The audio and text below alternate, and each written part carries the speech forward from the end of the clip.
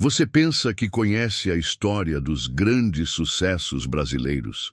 Prepare-se para descobrir a verdade por trás de uma das trajetórias mais controversas e chocantes do nosso país. O que você está prestes a descobrir sobre este jovem do interior vai mudar completamente sua perspectiva sobre fama, sucesso e os bastidores obscuros da ascensão social no Brasil. Esta não é apenas mais uma história de superação. É um relato que poucos tiveram coragem de contar publicamente. Deixe seu comentário e diga o que você acha que aconteceu com ele. Em uma pequena cidade do interior de Minas Gerais, onde as ruas de terra vermelha se estendem entre casas simples de tijolo à vista e o cheiro de café sempre paira no ar matinal, nasceu em 1985 aquele que se tornaria uma das figuras mais controversas do país. A cidade de pouco mais de 15 mil habitantes, cercada por montanhas cobertas de mata atlântica, parecia o cenário perfeito para uma infância tranquila. Mas por trás das fachadas coloridas e do sorriso caloroso dos vizinhos, se escondia uma realidade que poucos imaginavam. A família vivia em uma casa de 3 cômodos na periferia da cidade, onde o pai trabalhava como mecânico em uma oficina improvisada no quintal. A mãe costurava para fora, passando noites inteiras debruçada sobre a máquina Singer, herdada da avó. O som metálico da máquina de costura se misturava com as discussões constantes do casal, que ecoavam pelas paredes finas da pequena residência. Mas havia algo que a família escondia dos vizinhos. O pai não era apenas mecânico. Durante as madrugadas, quando a cidade dormia, ele se envolvia em atividades que mais tarde seriam descobertas pelas autoridades locais. Contrabando de peças automotivas, receptação de carros roubados e até mesmo agiotagem faziam parte do dia a dia familiar. O menino cresceu vendo pilhas de dinheiro escondidas em latas de tinta no porão, presenciando conversas em códigos e aprendendo desde cedo que existiam 2 versões para cada verdade. A mãe, aparentemente submissa e religiosa, era na verdade a mentora intelectual por trás dos esquemas. Foi ela quem ensinou ao filho que a honestidade era luxo para quem podia pagar e que a sobrevivência exigia criatividade moral. Aos 10 anos, ele já sabia mentir com a naturalidade de quem respirava, inventando histórias elaboradas para professores e colegas sobre a origem do dinheiro que sempre tinha no bolso. A escola local, um prédio antigo com salas superlotadas e professores mal remunerados, se tornou seu primeiro laboratório de manipulação. Ele descobriu rapidamente como usar o charme natural e a inteligência acima da média para conseguir o que queria. Copiava provas, vendia respostas de exercícios e chegou até mesmo a falsificar assinaturas dos pais em documentos escolares.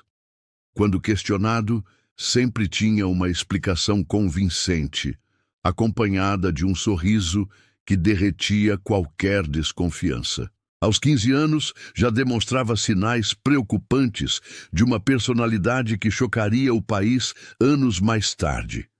Foi flagrado roubando dinheiro da igreja local durante uma festa junina, mas conseguiu convencer o padre de que estava apenas guardando o dinheiro para protegê-lo de verdadeiros ladrões. A capacidade de reverter situações desfavoráveis a seu favor se tornaria sua marca registrada. Aos 18 anos, com o ensino médio concluído e uma bagagem de experiências que nenhum jovem deveria ter, ele decidiu que a pequena cidade havia se tornado pequena demais para seus planos grandiosos. São Paulo o chamava com suas luzes neon e promessas de oportunidades infinitas. Mas a chegada à metrópole não foi nada parecida com os filmes que assistia na única sala de cinema da cidade natal. A primeira semana foi passada dormindo em bancos de praça no centro da capital, tomando banho em banheiros públicos e comendo restos de comida que conseguia nos mercados municipais. Mas sua mente já trabalhava em um plano que mudaria completamente sua sorte. Durante essas caminhadas pelas ruas, ele observava atentamente o comportamento das pessoas, especialmente aquelas que pareciam ter dinheiro e influência. Foi assim que conheceu Marlene, uma empresária de 52 anos, divorciada, proprietária de uma pequena rede de lojas de roupas femininas. Ela havia parado em um café elegante da Vila Madalena quando ele se aproximou, vestindo a única roupa social que possuía, fingindo estar atrasado para uma reunião importante. A conversa que se seguiu foi uma obra-prima de manipulação psicológica. Ele se apresentou como um jovem empreendedor do interior, filho de fazendeiros, que havia vindo à capital para expandir os negócios da família. Falou com propriedade sobre agronegócios, usando informações que havia absorvido durante anos, ouvindo conversas na cooperativa agrícola da cidade natal. Marlene ficou fascinada pela combinação de juventude, ambição e conhecimento que ele demonstrava.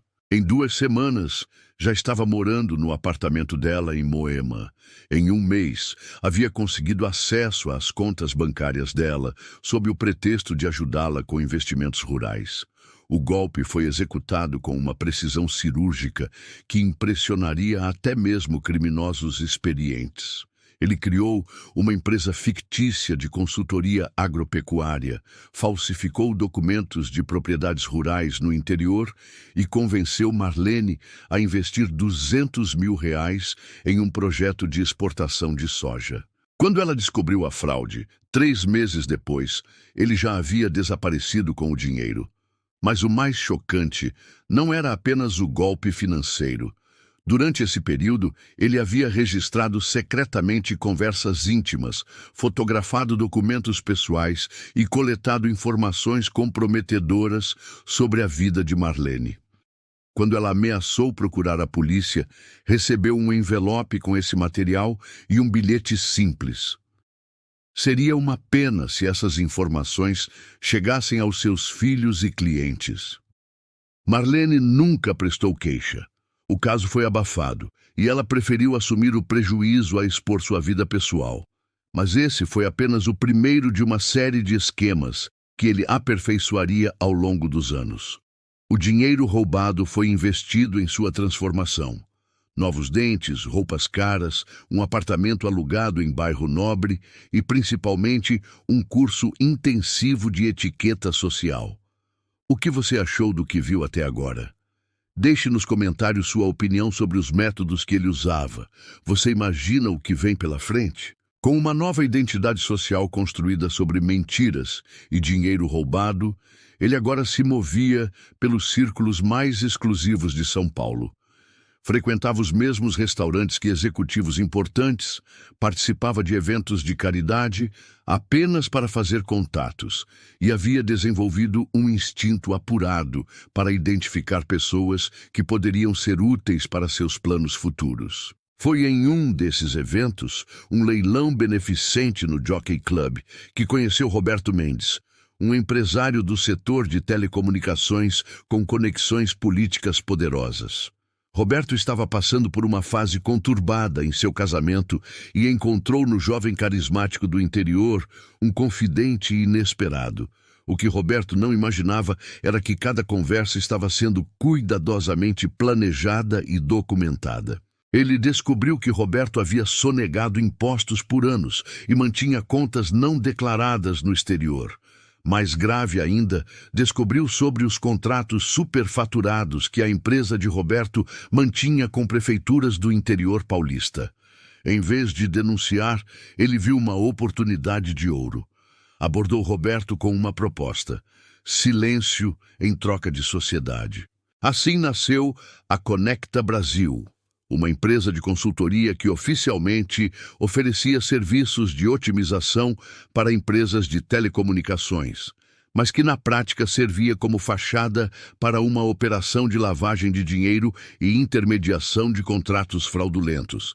Ele havia se tornado o sócio oculto de Roberto, recebendo 50% dos lucros sem aparecer em nenhum documento oficial. Durante esse período, ele conheceu Priscila, filha de um desembargador aposentado, formada em Direito pela USP e com um futuro promissor na advocacia. O relacionamento começou como mais uma peça no seu jogo de xadrez social, mas Priscila representava algo diferente: acesso ao judiciário e legitimidade social. Ele sabia que precisava dela, não apenas como advogada, mas como esposa para completar sua transformação. O pedido de casamento foi feito durante uma viagem a Paris, paga com dinheiro dos esquemas com Roberto. Priscila estava genuinamente apaixonada e não desconfiava de nada.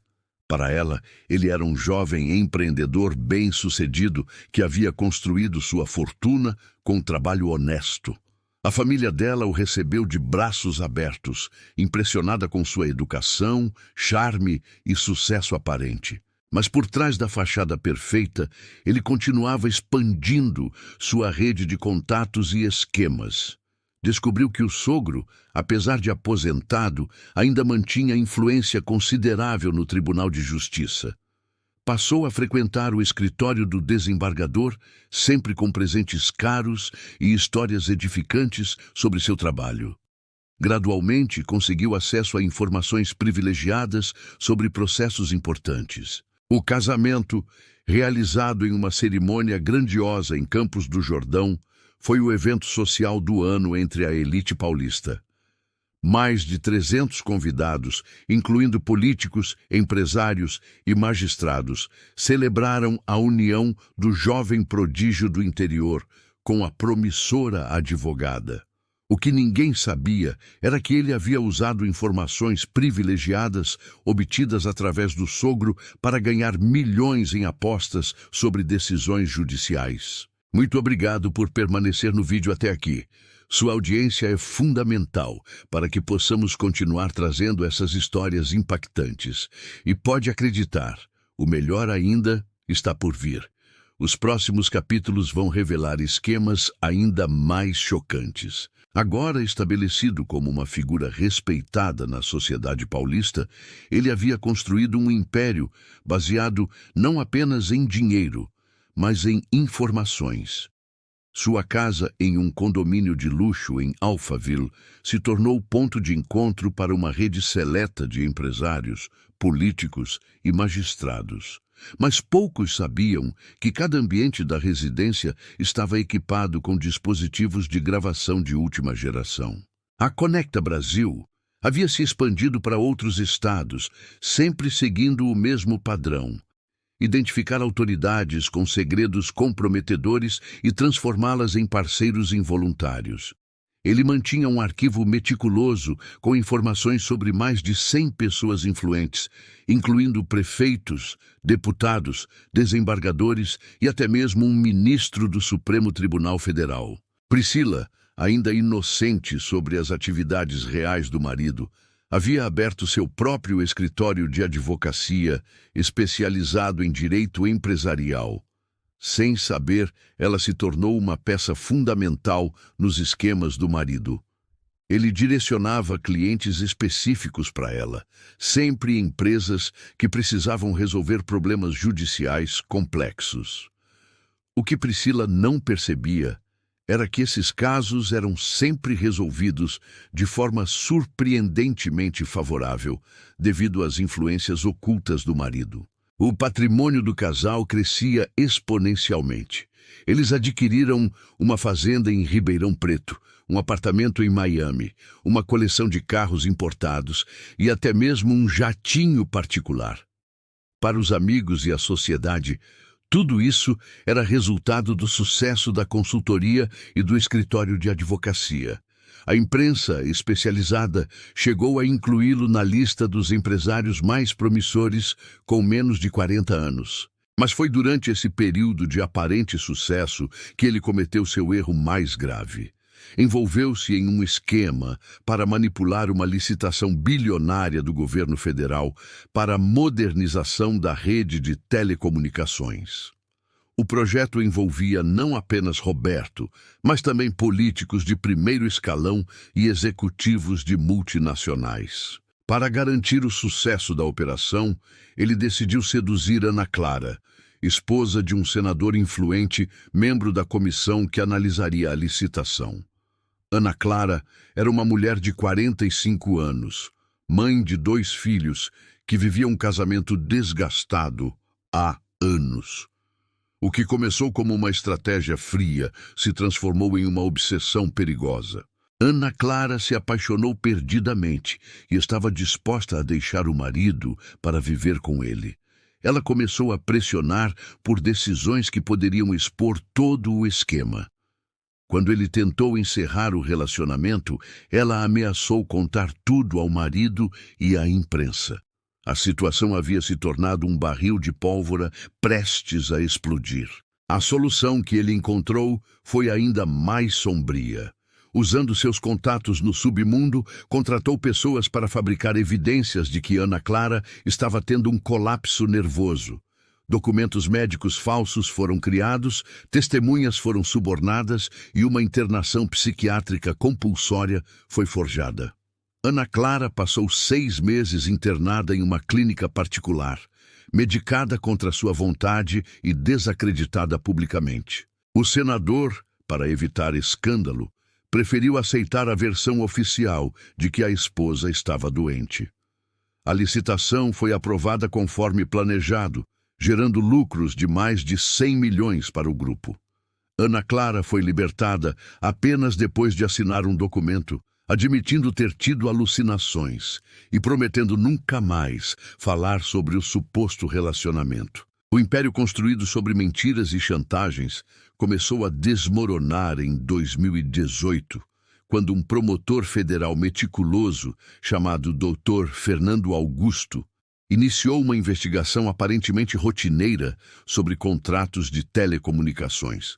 O que deveria ser apenas mais uma auditoria administrativa se transformou na maior operação contra a corrupção do setor privado da história brasileira. A primeira pista surgiu quando Ana Clara, após anos de tratamento psicológico, decidiu procurar o Ministério Público Federal. Ela havia guardado evidências do relacionamento e conseguiu provar que sua internação havia sido forjada. Inicialmente, os promotores trataram o caso como violência doméstica, mas as investigações revelaram conexões com esquemas muito maiores. Roberto Mendes, pressionado pela Receita Federal devido a movimentações suspeitas em suas contas, decidiu colaborar com a Justiça em troca de redução de pena. Ele entregou às autoridades não apenas os documentos da Conecta Brasil, mas também gravações que havia feito secretamente das reuniões com o jovem do interior. O caçador havia se tornado a caça. Quando a Polícia Federal chegou à mansão em Alphaville para cumprir os mandados de busca e apreensão, encontraram algo que surpreendeu até mesmo investigadores experientes. O porão da casa havia sido transformado em um centro de inteligência particular, com equipamentos de espionagem avaliados em mais de R$ 2 milhões e arquivos sobre centenas de personalidades brasileiras. Priscila descobriu a verdade sobre o marido através dos jornais. Em estado de choque, ela percebeu que sua carreira havia sido construída sobre fraudes e que ela própria estava sendo investigada como possível cúmplice.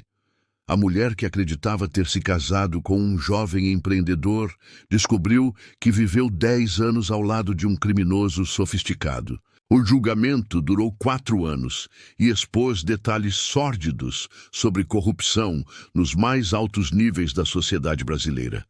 Dezenas de autoridades foram presas, incluindo 3 deputados federais, 2 desembargadores e o próprio Roberto Mendes. Ele foi condenado a 42 anos de prisão por formação de quadrilha, lavagem de dinheiro, extorsão, falsidade ideológica e corrupção ativa. Priscila conseguiu provar sua inocência, mas sua carreira estava destruída. Ela perdeu o escritório, a casa, os bens e precisou recomeçar a vida trabalhando como defensora pública no interior de São Paulo. O divórcio foi finalizado enquanto ele já estava preso e ela mudou o sobrenome para tentar esquecer o passado. Atualmente, ele cumpre pena no Presídio Federal de Catanduvas, no Paraná. Aos 39 anos, vive em uma cela de 4 metros quadrados, muito diferente da mansão que um dia chamou de lar.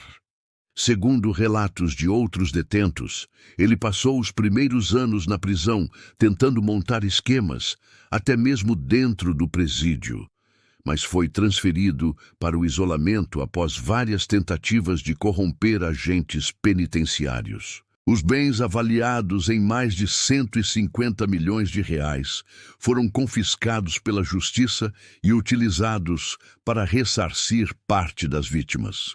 Mas muitas pessoas nunca se recuperaram completamente dos danos causados por seus esquemas.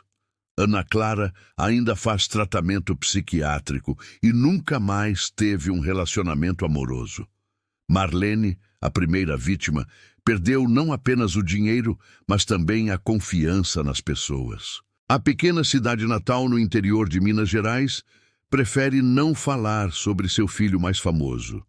A casa onde ele cresceu foi vendida pelos pais, que se mudaram para outro estado após serem constantemente assediados por jornalistas. A escola onde estudou removeu todas as fotos e menções a ele dos arquivos. Agora você conhece a verdade que foi escondida por tanto tempo. O jovem sonhador do interior, que parecia ter conquistado o Brasil, havia, na verdade, construído um império de mentiras que destruiu dezenas de vidas. Sua história serve como um lembrete sombrio de que nem sempre aquilo que brilha é ouro, e que por trás de grandes sucessos podem se esconder crimes ainda maiores. O que você achou desta história? Conhecia algum desses fatos? Conta pra gente nos comentários sua opinião sobre esta trajetória controversa. Se você quer continuar descobrindo histórias chocantes como esta, se inscreva no canal e ative o sininho para não perder nenhum conteúdo. E já vai preparando o coração, porque o próximo vídeo traz uma revelação ainda mais impactante sobre outro ícone brasileiro que você jamais imaginaria.